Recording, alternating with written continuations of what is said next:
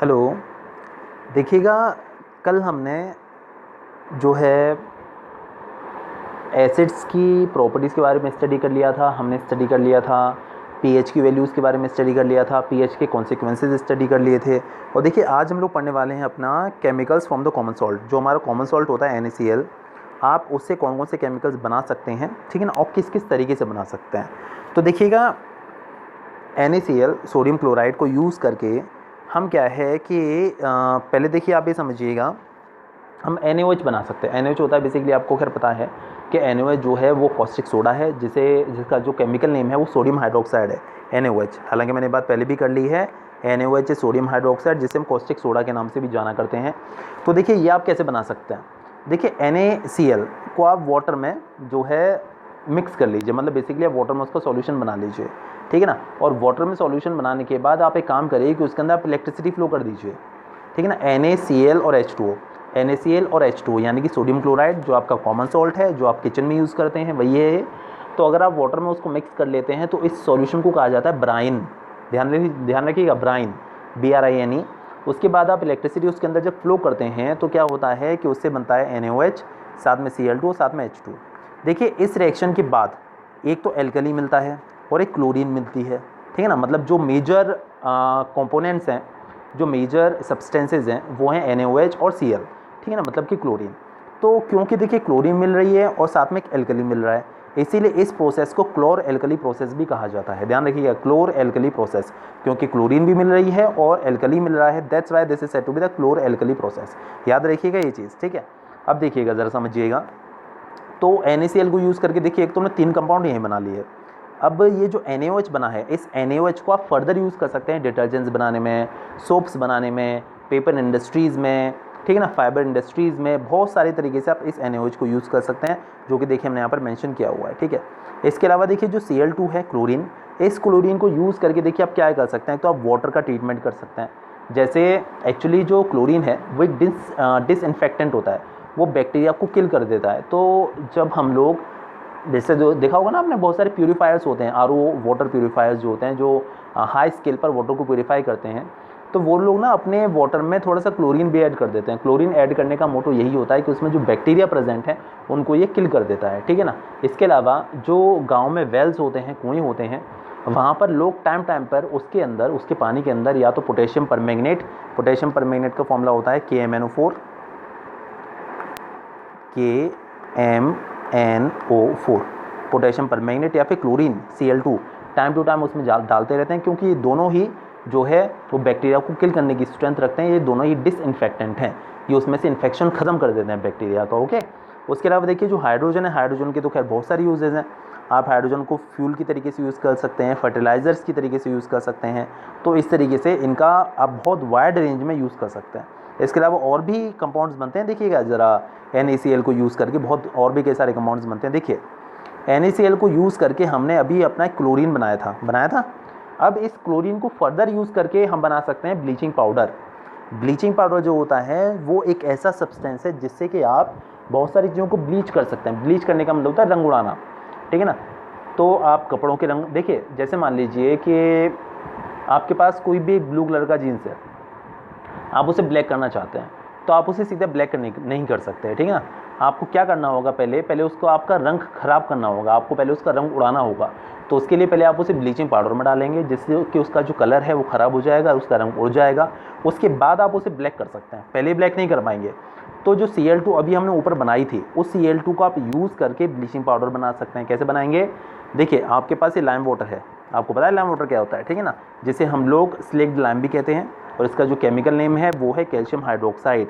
देखिएगा, एक बात और मैं आपको बोल दूं, जो ये चीज़ें हैं ना, जैसे मैं जो कॉमन नेम बोल देता हूँ, lime water, quick lime, caustic soda, caustic potash, ये सारी चीज़ें ये ना लिखते चले जाइएगा, ठीक है ना। चाहे तो देखिए, जब आप ये नोट्स जो लिखेंगे या प्रिंट निकालेंगे, तो प्रिंट निकालेंगे तो उसके पीछे वाले पेज पर लिख लीजिएगा, और अगर आप नोट्स लिखेंगे तो आप उसमें ही नीचे डाल दीजिएगा नोट करके कि हाँ भाई, the common name of some chemicals, कुछ केमिकल्स के कॉमन नेम, तो उसमें नीचे लिख लीजिएगा, कोई बहुत काम आते हैं। हाँ जी, तो मैं क्या कहना चाह रहा था कि हम बना रहे हैं ब्लीचिंग पाउडर। तो देखिए, जो ऊपर वाले प्रोसेस से जो आपको Cl2 मिली है, इस Cl2 को आप लाइम वाटर से रिएक्शन करवा दीजिए। जब ये लाइम वाटर से रिएक्शन करती है तो एक तो बनता है CaOCl2 और H2O, इसका जो केमिकल नेम है वो है कैल्शियम ऑक्सीक्लोराइड, जिसे हम लोग ब्लीचिंग पाउडर के नाम से भी जाना करते हैं। और देखिए मैंने आपको बताया कहाँ यूज़ होता है ये, इन टेक्सटाइल होता है ना, कपड़े वगैरह की जो मिल होती हैं, फैक्ट्रीज़ में, लॉन्ड्री में, ठीक है ना।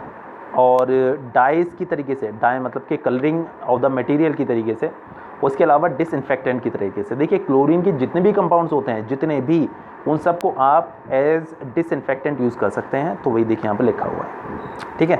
इसके अलावा और भी है, देखिएगा आप NaCl को यूज़ करके बेकिंग सोडा भी बना सकते हैं। बेकिंग सोडा कैसे बनाएंगे, आपको 4 कंपाउंड यूज़ करने पड़ेंगे, NaCl plus H2O plus CO2 plus NH3। याद रखिएगा, NaCl यानी कि कॉमन सॉल्ट, H2O वाटर हो गया, CO2 कार्बन डाइऑक्साइड हो गई, और NH3 अमोनिया। जब ये चारों कंपाउंड आपस में ऐड होते हैं तो आपको मिलेगा NH4Cl। ये कहलाता है आपका अमोनियम क्लोराइड, जिसे हिंदी में नौसादर भी कहते हैं। और इसके अलावा आपको मिलेगा NaHCO3, यही है आपका बेकिंग सोडा, ठीक है, NaHCO3, ठीक है, बन गया। अच्छा, तो मतलब NaCl का यूज़ हमने एक और कंपाउंड बनाने में कर लिया, इसके अलावा NH4Cl बनाने में भी कर लिया, ठीक है। और देखिएगा ये जो NaHCO3 मिला है, इसको यूज़ करके आप बना सकते हैं वॉशिंग सोडा, ठीक है। आप बना सकते हैं वॉशिंग सोडा। कैसे, आप इसको हीट कर दीजिए। जब आप NaCl3 को हीट करेंगे तो देखिए बनेगा Na2CO3 plus H2O plus CO2, बन गया ना ये। मतलब NaCl को यूज़ करके हमने देखिए कितने सारे कंपाउंड्स बना लिए, NaOH बना लिया, Cl2 बना लिया, हाइड्रोजन बना लिया, ब्लीचिंग पाउडर बना लिया, NH4Cl बना लिया, बेकिंग सोडा बना लिया, और वॉशिंग सोडा बना लिया, इसके अलावा CO2 बना लिया। मतलब कितने सारे कंपाउंड्स हमने बना लिए। तो आप आसानी से इसको लिख सकते हैं, कोई दिक्कत नहीं है, ठीक है। चलिए इसके अलावा और समझिएगा ज़रा अच्छे से। देखिए आपने कई बार हो सकता है देखा हो, नोटिस किया हो अपने घर पर बहनों को या अपने जो है मदर्स को देखा हो कि जो इडली जब वो लोग बनाते हैं या ढोकला जब वो लोग बनाते हैं, ठीक है ना, तो वो लोग क्या करते हैं कि उसके अंदर बेकिंग सोडा डाल देते हैं। बेकिंग सोडा डालने से क्या होता है, देखिए जब इडली है या ढोकला है, कोई भी चीज़ है, तो क्या होता है कि जब उसके अंदर बेकिंग सोडा डालते हैं तो उसे हीट किया जाता है। भाई हीट तो करना ही करना है उसे, चाहे इडली बनाएं आप, चाहे ढोकला बनाएं, या ऐसा कोई भी मटेरियल बनाए, तो उसको हीट तो किया ही जाएगा। तो उसको हीट करने से CO2 बनती है, और वो जो CO2 जो होती है ना, CO2 गैस है बेसिकली, तो उसकी वजह से जो हमारा इडली है या ढोकला है, जो भी ऐसे मटेरियल है, वो फूल जाते हैं, वो पफ़ी हो जाते हैं, ठीक है ना। तो CO2 की वजह से ऐसा होता है ना, मतलब थोड़े से स्पंजी टाइप हो जाते हैं वो। केक्स में भी इसको यूज़ किया जाता है, तो वो भी सेम रीज़न है, जिससे कि इसको हीट करने पर CO2 बनता है, और वो जो CO2 होता है उसकी वजह से वो स्पंजी या फिर जो है पफ़ी हो जाते हैं, इसकी वजह से इसको CO2 को यूज़ किया जाता है, ठीक है। तो मेरे ख्याल से कोई दिक्कत नहीं, समझ में आ गया वो अच्छे से। अच्छा देखिए इसके अलावा देखिए जो हमारे पास जो बेकिंग सोडा बना है, इस बेकिंग सोडा को यूज़ करके बेकिंग पाउडर भी बनाया जाता है, ठीक है ना। चलिए इसके बाद हम लोग बात करते हैं। अच्छा देखिए बेकिंग पाउडर बनाया कैसे जाता है। देखिए बेकिंग पाउडर बनाने के लिए थोड़ी सी मेहनत करनी पड़ेगी। क्या मेहनत करनी पड़ेगी कि जैसे मान लीजिए आपके पास बेकिंग सोडा तो है ही, इसमें आप कोई एडिबल एसिड डाल दीजिए। एडिबल एसिड मतलब कि जिस एसिड को हम लोग आसानी से यूज़ कर सकते हैं, कंज्यूम कर सकते हैं, like acidic acid, vinegar I mean to say, तो वो इसके अंदर डाल दीजिए। जब वो इसके अंदर आप डालेंगे तो देखिए क्या होगा, CO2 बनेगा, H2O बनेगा, और साथ में एक सॉल्ट और बनेगा, ठीक है ना, सोडियम सॉल्ट जो बनेगा। तो इस तरीके से देखिएगा आप जो है जो सोडियम सॉल्ट ऑफ एसिड बन जाएगा, ये बन जाएगा हमारे पास, ठीक है। तो मैं क्या कहना चाह रहा था, हाँ हमारे पास क्या हुआ कि देखिए हमने क्या किया कि बेकिंग सोडा ले लिया था, इसमें हमने H+ आयन को जो है मिक्स कर दिया, तो हमको जो सोडियम सॉल्ट मिल जाएगा, साथ में CO2 मिल जाएगा, साथ में H2O मिल जाएगा, ठीक है ना। तो जो है यहाँ पर जो सोडियम सॉल्ट ऑफ एसिड मिलेगा आपको,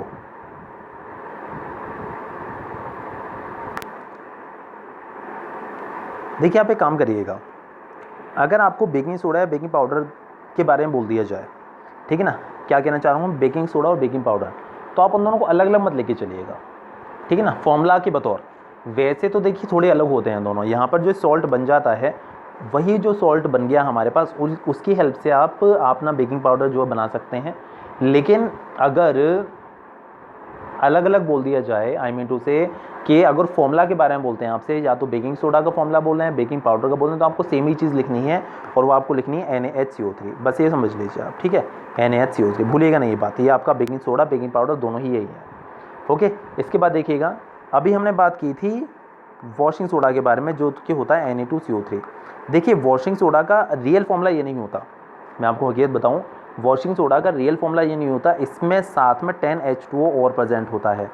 लेकिन क्या है कि अगर ये 10H2O आप बार बार ला के चलेंगे तो आपकी ना केमिकल रिएक्शन आसानी से हो नहीं पाती हैं। तो इसीलिए फॉर्मूला में यहाँ पर जो केमिकल रिएक्शन जो दिखाई जाती हैं, जैसे ये दिखाया, तो यहाँ पर इसी वजह से Na2CO3 के साथ 10H2O ऐड नहीं किया।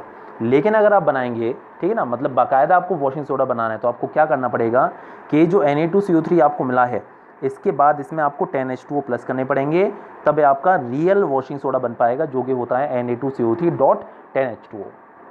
ठीक है। अच्छा, अब देखिएगा ये जो वॉशिंग सोडा है, ये जो हेडिंग है, देखिए वॉशिंग सोडा हेडिंग डली हुई है यहाँ पर, ठीक है ना। ये मत समझिए कि NaCO3 वॉशिंग सोडा है, वॉशिंग सोडा यहाँ पर हेडिंग डली हुई है अलग से, ठीक है। वॉशिंग सोडा कैसे आप बना पाएंगे Na2CO3 से, वो चीज़ यहाँ पर समझाई हुई है। इसके अलावा देखिए कुछ वॉशिंग सोडा के कुछ यूजेज़ हैं। Use in glass, soap in the paper industry, cleaning agent for the domestic purpose, घरों में हम लोग सफाई करने में उसको यूज़ करते हैं। इसके अलावा removal of the hardness of water, पानी, देखिए आपने हो सकता है पढ़ा हो कभी कि वाटर जो होता है दो तरीके का होता है, एक तो हार्ड वाटर होता है, एक सॉफ्ट वाटर होता है। तो जो सॉफ्ट वाटर होता है वो तो साबुन के साथ बहुत अच्छे से झाग देता है, और जो हार्ड वाटर होता है वो पानी के साथ, मैं कुछ और भूल गया शायद, जो सॉफ्ट वाटर होता है वो तो पानी के साथ बहुत अच्छे से झाग देता है, और जो हार्ड वाटर होता है वो पानी के साथ अच्छे से झाग नहीं देता। समझिएगा, हार्ड वाटर में बहुत सारे सॉल्ट्स होते हैं, उसकी वजह से वो पानी के साथ अच्छे से झाग नहीं देता। और जो एक्चुअली रीज़न ये होता है कि जब आप उसमें साबुन डालेंगे, उस पानी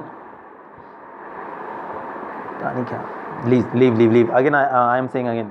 देखिए क्या है, हमारे पास दो तरीके का पानी होता है, एक तो होता है सॉफ्ट वाटर, ठीक है ना, एक होता है हार्ड वाटर, ठीक है। सॉफ्ट वाटर में अगर आप साबुन यूज़ करेंगे तो झाग अच्छे से बनेंगे, हार्ड वाटर में अगर आप साबुन यूज़ करेंगे तो झाग अच्छे से नहीं बनेंगे। रीज़न इसका ये है, देखिए जब हार्ड वाटर में बहुत सारे सॉल्ट्स प्रेजेंट होते हैं, ठीक है ना, हार्ड वाटर में बहुत सारे सॉल्ट्स प्रेजेंट होते हैं, और जब आप साबुन यूज़ करते हैं हार्ड वाटर के साथ, तो जो साबुन है वो इन सॉल्ट्स के साथ रिएक्शन करके वेस्ट हो जाता है और उससे झाग नहीं बना पाता। झाग को इंग्लिश बोलते हैं लेदर, LATHAR, लेदर बोला जाता है झाग को, या फोम भी कहते हैं इंग्लिश में। और जो हार्ड वाटर, कई बार क्या होता है कि जो हार्ड वाटर के साथ अगर साबुन यूज़ करेंगे आप, तो ना कीचड़ जैसा मटेरियल निकलता है, उसे बोलते हैं हम स्कम, SCUM, स्कम। तो मैं क्या बताना चाह रहा था कि सॉफ्ट वाटर वो होता है जिसके साथ साबुन अच्छे से झाग देता है, और हार्ड वाटर वो होता है जिसके साथ साबुन अच्छे से झाग नहीं देता। तो हार्ड वाटर की हार्डनेस को आप चाहे तो वॉशिंग सोडा को यूज़ करके रिमूव कर सकते हैं। आप उसके अंदर वॉशिंग सोडा डाल देंगे तो जो उसके अंदर सॉल्ट्स है ना बहुत सारे, वो सॉल्ट्स ख़त्म हो जाएंगे, डिज़ोल्व हो जाएंगे उसके अंदर। उसके बाद जो वाटर आपको मिलेगा वो साबुन के साथ अच्छे से झाग देगा। इसीलिए आप ये बात कह सकते हैं कि जो वॉशिंग सोडा है आप उसको यूज़ कर सकते हैं पानी की हार्डनेस को रिमूव करने के लिए, ठीक है। इसके बाद देखिए manufacture of borax. Borax basically एक मटेरियल केमिकल है, बेसिकली उसको बनाने में भी इसको यूज़ किया जाता है, बस वो याद कर लीजिएगा। इसके बाद देखिएगा, समझिएगा water of crystallization. Water of crystallization, देखिए ये तो हमने बहुत अच्छे से पढ़ लिया कि सॉल्ट्स बहुत सारे काइंड के हमारे आसपास हैं, बहुत सारे सॉल्ट्स हम समझते हैं, एक एसिड और एक बेस आपस में रिएक्शन करके। देखिए मेरे ख्याल से आपको हार्ड वाटर सॉफ्ट वाटर हो गया हुआ क्लियर, बीच में कुछ और बोल गया था शायद से मैं, ध्यान कहीं और चला गया था, तो समझ में आ गया होगा हार्ड वाटर क्या है, सॉफ्ट वाटर क्या है। चलिए ठीक है, तो मैं क्या बताना चाह रहा था कि वाटर ऑफ क्रिस्टलाइजेशन। हाँ, तो मैं क्या कहना चाह रहा था कि देखिए हमारे पास बहुत सारे सॉल्ट्स हैं, है ना, कई सारे सॉल्ट्स उसमें ऐसे होते हैं जो कि क्रिस्टल फॉर्म में मिलते हैं, जैसे कि हमारा कॉमन सॉल्ट है ना, और कई सारे जो सॉल्ट्स होते हैं वो क्रिस्टल फॉर्म में नहीं मिलते, वो पाउडर फॉर्म में मिलते हैं। अच्छा, अब देखिए जो क्रिस्टल मतलब छोटे छोटे पार्टिकल्स, ठीक है। तो अब क्या है कि बहुत सारे सॉल्ट्स ऐसे होते हैं जिनमें जो क्रिस्टल्स होते हैं, है ना, वो होते हैं वाटर मॉलिक्यूल्स की वजह से। मतलब उन सॉल्ट्स के अंदर कुछ वाटर के मॉलिक्यूल्स प्रेजेंट होते हैं जिनकी वजह से वो क्रिस्टलाइन फॉर्म में मिलते हैं, क्रिस्टल वाली फॉर्म में मिलते हैं, ठीक है ना। जैसे मैं आपको एक एग्जांपल लेके बताऊं, ब्लू विट्रियोल का फॉर्मूला होता है CuSO4.5H2O, ये आपका ब्लू विट्रियोल है, ठीक है ना। यहाँ पे देखिएगा इस पूरे सॉल्ट में 5H2O और एडेड है, मतलब पूरे सॉल्ट का जो फॉर्मूला है इसमें 5H2O से इसके साथ अटैच है। तो इस 5H2O मतलब कि वाटर के इन 5 मॉलिक्यूल्स की वजह से जो कॉपर सल्फेट का जो शेप होता है वो क्रिस्टलाइन होता है, वो क्रिस्टल फॉर्म में मिलता है। इसीलिए इस काइंड के वाटर मॉलिक्यूल्स को वाटर ऑफ क्रिस्टलाइजेशन भी कहते हैं। समझ गए हो मेरे ख्याल से। सिर्फ यही नहीं, ग्रीन विट्रियोल का फॉर्मूला होता है, शायद मैंने आपको पहले कभी बताया हो, FeSO4.7H2O, ये हो गया आपका ग्रीन विट्रियोल। ये इसका भी सेम ही रीज़न है, 7H2O जो है वो कहलाता है वाटर ऑफ क्रिस्टलाइजेशन, ठीक है। और देखिएगा इसके अलावा वाइट विट्रियोल ZnSO4.7H2O, ठीक है। ये सारे के सारे जो हैं वो अपने अंदर वाटर के कुछ मॉलिक्यूल्स कंटेन करते हैं, और यही जो वाटर मॉलिक्यूल्स हैं ये कहलाते हैं वाटर ऑफ क्रिस्टलाइजेशन। देखिए लिखा हुआ है यहाँ पर, fix number of water molecules present in one molecule in one formula unit mass of salt, मतलब किसी सॉल्ट के एक फॉर्मूला यूनिट मास, जैसे मैंने आपको फॉर्मूला लिख के बताया ना, ये इसका फॉर्मूला यूनिट मास ही है। तो इसके अंदर जितने वाटर मॉलिक्यूल्स प्रेजेंट हैं, ठीक है ना, ये कहलाता है इसका वाटर ऑफ क्रिस्टलाइजेशन। और इसी की वजह से उसकी जो शेप होती है क्रिस्टलाइन होती है, वो क्रिस्टल जैसी शेप में मिलते हैं इन वाटर मॉलिक्यूल्स की वजह से, तो इसीलिए इनको वाटर ऑफ क्रिस्टलाइजेशन कहा जाता है, ठीक है। देखिए जैसे एक एग्जाम्पल ले लिया था हमने CuSO4.5H2O का, ठीक है। इसके अलावा मैंने आपको 2 एक एग्जाम्पल और बता दिए।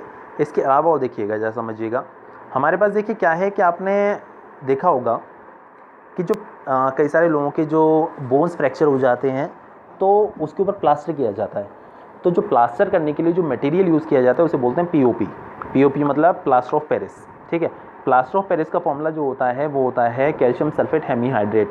मैं आपको लिख के बता देता हूँ, CaSO4.5H2O, कैल्शियम सल्फेट हेमीहाइड्रेट क्योंकि 1/2 प्रेजेंट है इसीलिए हेमीहाइड्रेट इसको बोला जाएगा। हाफ मतलब हेमी, ठीक है। तो जैसे होता है ना हेमीस्फेयर का हाफ होता है, वही चीज़। देखिए प्लास्टर ऑफ पेरिस बनाने के लिए आप यूज़ कर सकते हैं जिप्सम, ठीक है। क्या यूज़ कर सकते हैं? जिप्सम को सीमेंट बनाने में भी यूज़ किया जाता है, और जिप्सम का फॉर्मूला होता है CaSO4.2H2O। जिप्सम की एक प्रॉपर्टी होती है कि अगर आप इसके अंदर पानी डाल देंगे तो कुछ समय के बाद ये बहुत ज़्यादा हार्ड हो जाता है। इसी वजह से जो सीमेंट होता है वो जो है कुछ टाइम के बाद सूखने के बाद बहुत ज़्यादा हार्ड हो जाता है, इसी वजह से जिप्सम की वजह से ही ऐसा होता है। तो देखिए क्या होता है कि जिप्सम है हमारे पास CaSO4.2H2O, तो CaSO4.2H2O को आप हीट कर दीजिए। जब आप इसको हीट करेंगे तो देखिए यहाँ पर 2H2O प्रेजेंट है, तो इसमें से क्या होता है, ये हीट का सिंबल है ट्रायंगल जैसा ये वाला जो मैंने बनाया है, ठीक है ना, एरो के ऊपर बनाया हुआ है। तो इस 2H2O में से CaSO4 सिर्फ हाफ H2O बचता है यहाँ पर, और इसके अलावा जो 1.5 H2O है, पानी का 1.5 मॉलिक्यूल, वो अलग हो जाता है, ठीक है ना। ये आपका बन गया POP, ठीक है। जिप्सम को यूज़ करके आप POP इस तरीके से बना सकते हैं हीट करके, ठीक है। अच्छा, अब अगर बोल दिया जाए कि आप POP से जिप्सम कैसे बनाएंगे, तो इसकी आप उल्टी प्रॉपर्टी बता दीजिए, बिल्कुल उल्टी रिएक्शन। CaSO4.5H2O, इसमें आप 1.5 H2O ऐड कर दीजिए, तो आपको जिप्सम मिल जाएगा, ठीक है। तो ये भी देखिए, ये जो 2 हैं एग्जाम्पल, जैसे हमने जिप्सम की बात की या फिर POP की बात की, इनके साथ भी वाटर मॉलिक्यूल्स प्रेजेंट हैं। तो ये भी जो है, ये जो वाटर प्रेजेंट है इसके साथ इसे कहा जाता है वाटर ऑफ क्रिस्टलाइजेशन, ठीक है। Plaster of Paris is used for making toys, decorative material and the smooth surfaces, इन सबको बनाने में इसको यूज़ किया जाता है। देखिए मैं वापस से आपको सॉफ्ट वाटर हार्ड वाटर एक बार और बता दूं, शायद मैं कुछ बोल गया, दिमाग कहीं और था। सॉफ्ट वाटर बेसिकली उस काइंड का वाटर होता है जिसके साथ अगर आप साबुन को यूज़ करेंगे तो उसके अच्छे से झाग देगा, लेदर बनाएगा, LATHER, ठीक है ना। हार्ड वाटर जो होता है उसके साथ साबुन अच्छे से झाग नहीं देता और वो बनाता है स्कम, SCUM, इसका मतलब कीचड़ जैसा मटेरियल। अगर आप जो है वॉशिंग सोडा को यूज़ करते हैं हार्ड वाटर के साथ, तो हार्ड वाटर में जो सॉल्ट्स प्रेजेंट हैं, वॉशिंग सोडा उससे रिएक्शन करके उनके इफेक्ट को ख़त्म कर देता है, उन्हें डिज़ोल्व कर देता है, और उसके बाद जो पानी होता है वो सॉफ्ट बन जाता है और फिर वो साबुन के साथ अच्छे से झाग देना शुरू कर देता है, ठीक है। तो यही था देखिए इस चैप्टर में, और मेरे ख्याल से बहुत अच्छे से समझ में आ गया होगा। POP समझ में आ गया होगा, प्लास्टर ऑफ पेरिस क्या होता है, जिप्सम क्या होता है, समझ गए होंगे आप अच्छे से, ठीक है। आपको कोई भी प्रॉब्लम हो चैप्टर में बताइएगा, बहुत ही अच्छा चैप्टर है, एक्सरसाइज आप ज़रूर करिएगा, ठीक है। बाकी देखिए कल वाली वीडियो में बात करते हैं, क्या स्टार्ट करते हैं शायद से मैथ्स, ओके।